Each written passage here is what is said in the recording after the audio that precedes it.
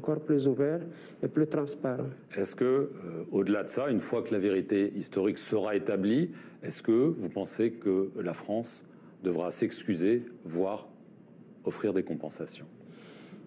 L'année 2025 a été déclarée par l'Union africaine comme l'année de la justice et des réparations pour ce qui s'est passé pendant l'esclavage et les colonisations. Évidemment, cette question des réparations reste quelque chose d'important. Ce n'est pas tant l'aspect financier qui importe, mais c'est pour donner, rendre justice à ces personnes-là qui ont combattu pour libérer la France et qui réclamaient comme leurs homologues français des pécules et qui ont été tués pour ça. Même si cela doit être le franc symbolique, cette réparation-là doit être faite. Et des excuses?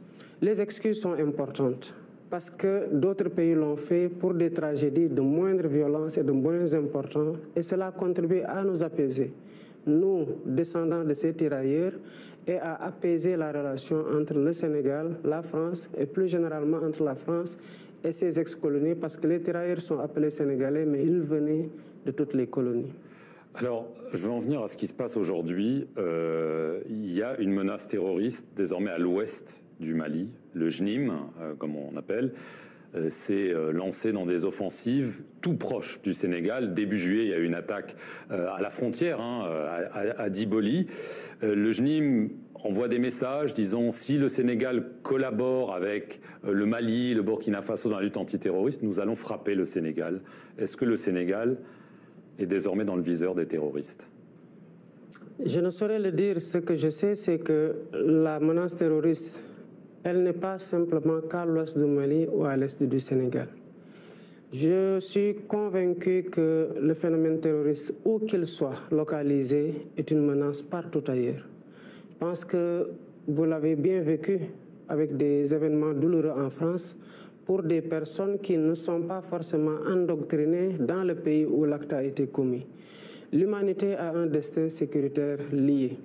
À chaque fois que le terrorisme s'est établi de façon durable quelque part, il a cherché à se projeter au-delà de ses bases. Et c'est comme ça que les États-Unis, un certain 11 septembre, ont été aussi durement frappés.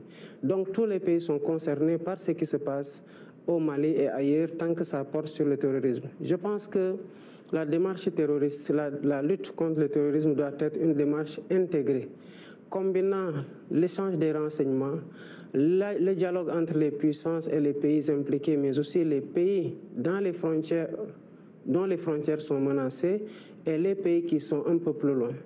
D'ailleurs, comme vous le savez, cette question dépasse bien le cadre de l'Afrique.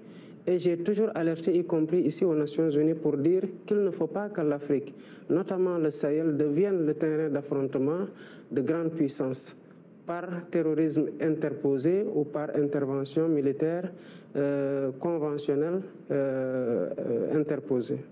Vous avez donc renforcé quand même la sécurité à la frontière avec le Mali? Nous renforçons notre sécurité sur l'ensemble des frontières, parce que la menace peut venir de partout et la menace peut être multiforme. Je vais en venir à la situation économique du Sénégal. Il y a eu un rapport de la Cour des comptes qui a découvert ce qu'on appelle la dette cachée, 7 milliards de dollars selon le FMI. Il y a un audit privé qui a été commandé à une société française d'ailleurs, qui est en cours, qui est censé donner un résultat qui permettra peut-être ensuite au Sénégal d'aller voir le Fonds monétaire international et d'obtenir la reprise de l'aide. Est-ce que cet audit va enfin être publié et est-ce que vous espérez un accord avec le FMI? Je tiens d'abord à dire qu'en 2018, de ma main, j'ai écrit une lettre qui a été portée par notre député, le seul que nous avions à l'Assemblée nationale, l'actuel Premier ministre Ousmane Sonko, et qui a été remise au FMI, alertant sur le dépassement sur les ressources extérieures. À l'époque, le montant n'était que de 236 milliards. Le FMI non seulement ne nous avait pas répondu, mais le FMI n'avait pas fait les diligences normales pour mettre un garrot sur cette pratique. 2018-2024, 6 ans après, par le sort du hasard, je deviens président de la République. Et c'est moi qui ai demandé qu'on applique la loi portant code de transparence dans le secteur, dans les finances publiques, à savoir réaliser l'audit. à faire certifier l'audit comme nous l'impose la loi par la Cour des comptes et à faire 2 audits additionnels que nous avons commandités à un cabinet privé avec une signature internationale pour ne pas le nommer.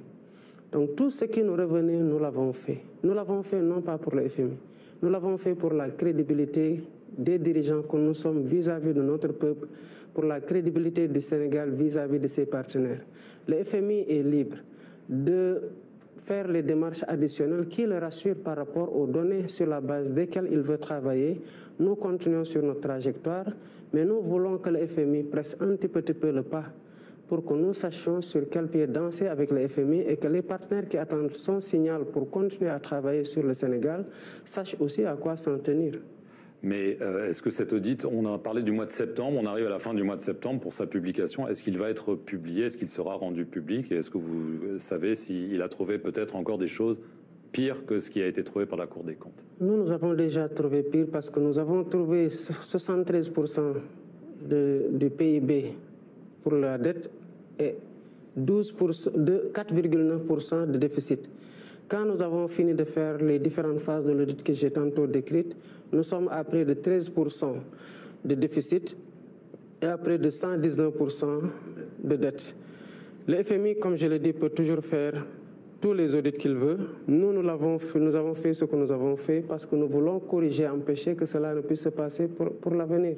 L'audit va être publié donc? Ce n'est pas notre audit, mais certainement s'il y a un audit que le FMI mène, il va en assumer la publication. Est-ce que vous pensez que ceux qui étaient au pouvoir, on voit qu'il y a des poursuites qui ont été engagées contre certains ministres, il y a un député de votre parti qui dit que c'est Macky Sall lui-même, l'ancien président, qui devrait être poursuivi pour haute trahison. Est-ce que vous pensez que c'est important qu'il y ait justice ou au nom de l'ordre public, de la paix civile, il vaut mieux peut-être ne pas poursuivre l'ancien président? D'abord, il faut convenir que l'ordre public et la paix civile reposent sur une justice équitablement distribuée.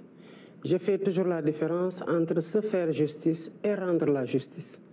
Rendre la justice suppose respecter la présomption d'innocence de tout individu, respecter ses droits à une défense libre et respecter et lui assurer un procès juste et équitable. Et c'est ce à quoi nous nous en tenons au Sénégal. Quel que soit le citoyen qui est concerné, c'est les règles de procédure et le droit sénégalais qui va s'appliquer. Il ne saurait y avoir de présomption de culpabilité sur personne. Chacun maintenant est libre d'exprimer ses opinions, mais en définitive, quand la justice, quel que soit le cas, va se prononcer,